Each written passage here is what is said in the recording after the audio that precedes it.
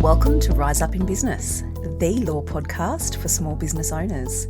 This podcast is designed to share important legal information without the stuffy legal jargon. I'm Tracy Milacrane. Let's get into today's episode.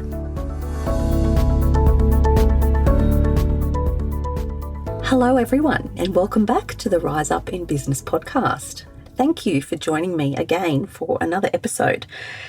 Today I'm going to talk to you about things you can do to protect your business from unfair dismissal claims.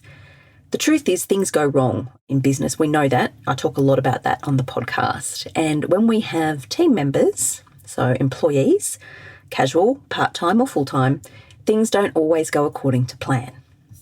When that happens, if we're left in a situation where we've got an employee who feels disgruntled or dissatisfied or wronged, there is the avenue available to them to make a claim against the business to the Fair Work Commission for unfair dismissal. Like all disputes and litigation that I talk about on this podcast, my view is you want to avoid these situations where you can, because nothing good comes of it. So being embroiled in a dispute, and an unfair dismissal claim is a form of dispute, is not where you want to be as a business owner. It takes your eye off the ball, it takes your attention and energy away from running and growing your business. And when you're dealing with these things, it means you're not engaging in revenue generating activity. So, what can you do to protect your business from an unfair dismissal claim? This episode is for small business owners. Okay, so when I'm talking about unfair dismissal, I'm talking about protecting your small business from an unfair dismissal claim. And for the purposes of this discussion, a small business is a business that has less than 15 employees. I know what you may be thinking. You may be thinking, but Tracy, if I'm a small business, I'm exempt from unfair dismissal claims. Someone can't bring an action against me for an unfair dismissal. Guess what? We can't control what somebody else does. So yes, they can bring an action, actually. They can file a complaint and they can start that proceeding against you in the Fair Work Commission seeking a remedy or damages for unfair dismissal. You then need to respond to it, and you can raise that jurisdictional objection, but you still need to respond to it. So you'll be successful. If you are a small business and you've done certain things, which I'm going to talk to you about, then you will be successful in defending the claim. Okay, because you will raise the objection. I'm a small business, I qualify for these things, I've done these things, therefore unfair dismissal doesn't apply. But that process takes time.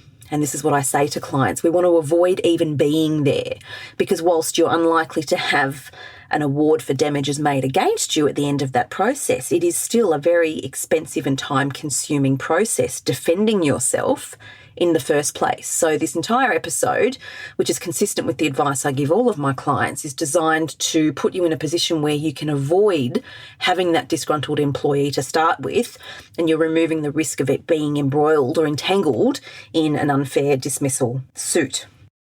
So where do you start? You start by getting your hands on a copy of the Small Business Fair Dismissal Code. If you employ people in your business, I suggest you go now to the website, and there'll be a link in the show notes where you can get this. Get your hands on a copy of the Small Business Fair Dismissal Code. And if you step through this each time you're dealing with an employee leading up to the letting go of or termination of an employee, if you've done all the things in the Small Business Fair Dismissal Code and you're a small business, you are very well positioned, my friend, to deal with any unfortunate claim that is made against you for unfair dismissal. So this code will go through the steps you need to take to protect yourself and to do things in line with this fair dismissal code, which does two things. One, it protects you legally, and that's what I'm all about. But two, ideally, it positions you so that things don't go so sour with your employee and that they're not left feeling disgruntled such that they want to go and make an application. What I say here is communication is key. We need to have conversations with our team members. We need to be transparent. As business owners, we want to be grounded in authenticity and integrity, of course. We want to be conducting ourselves to the highest professional standard, of course we do.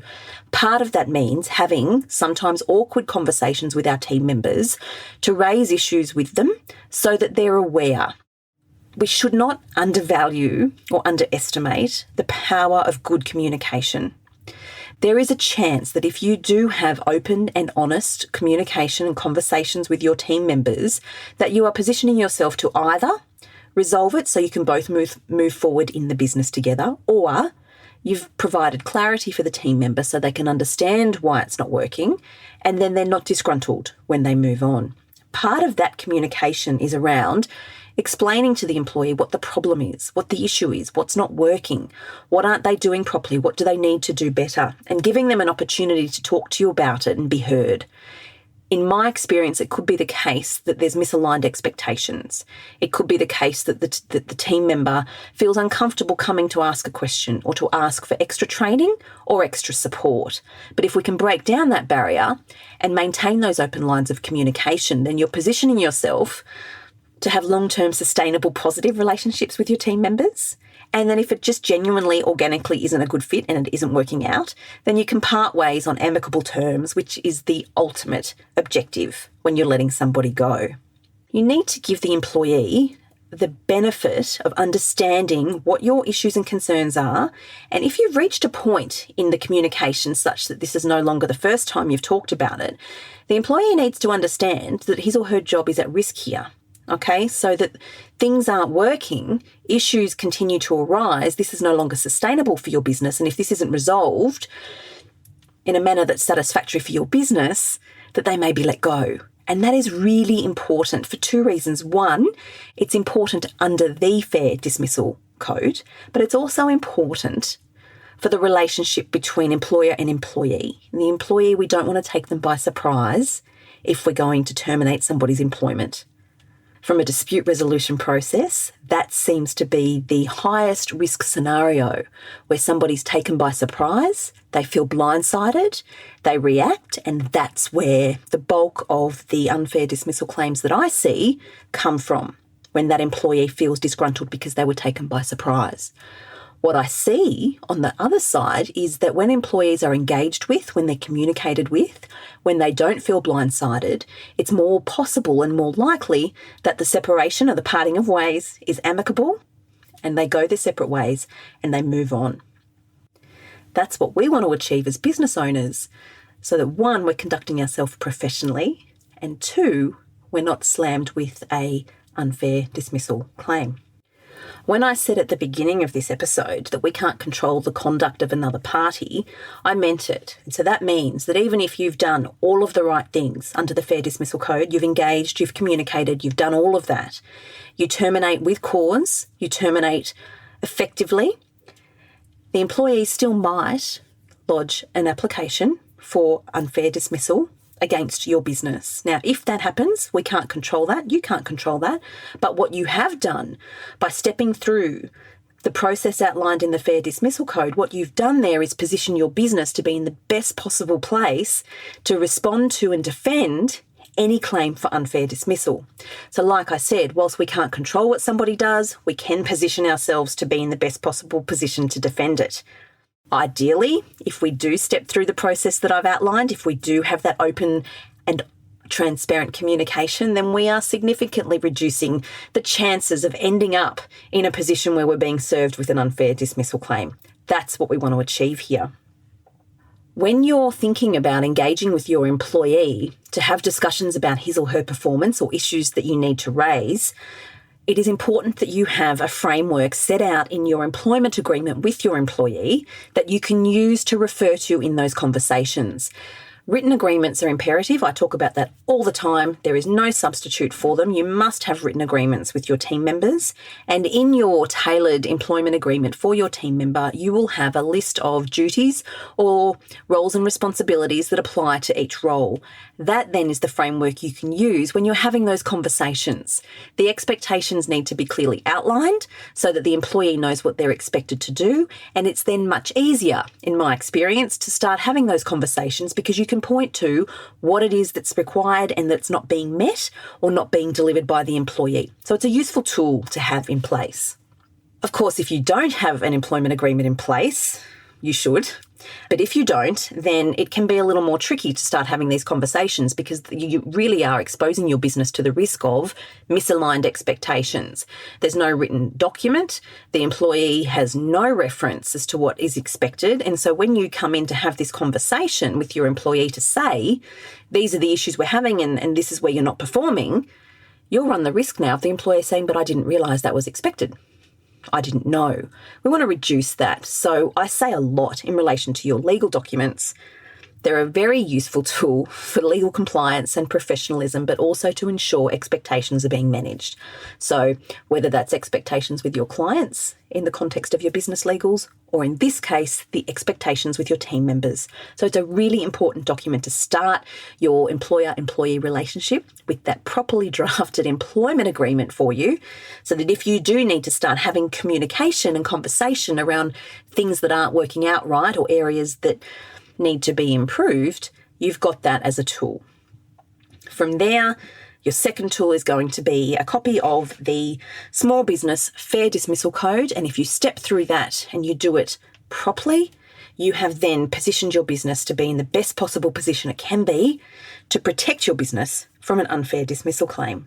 Remember, with an unfair dismissal claim, there's only two remedies that are available. It's either damages or reinstatement.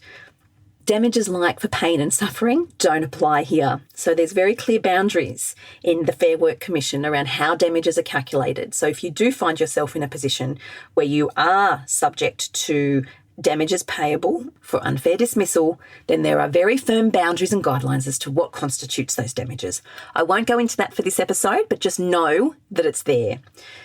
What I also want to say here is when I'm talking here about having communication with your employees before you dismiss them, I am not talking about redundancies. That is a very separate conversation. And in fact, that will be the next episode on the podcast where I'm going to dive in and talk to you about what actually is a genuine redundancy and how do you do that in your business? How do you implement a redundancy? Very separate from genuine dismissal of a team member following open and transparent communication about performance. Now, in your employment agreement, you will have provisions in there for what constitutes serious misconduct and what circumstances can you dismiss somebody instantly without having to go through this process of communication. You need to have those dealt with properly in your employment agreements, because if you don't, then you can't simply dismiss somebody on the spot for something because you haven't included it in your employment agreement so they don't know. So you must do that. If someone's stealing from you, for example, or if somebody is misappropriating confidential information, you need to make sure your business is protected, and then that is included in one of the grounds for serious misconduct and instant dismissal in your employment agreements. That is what I have to say on the topic of protecting your business from an unfair dismissal claim. As always, I do hope that has been helpful. Go and get yourself a copy of the code. Links in the show notes. I know that will be a valuable resource for every small business who has team members as employees.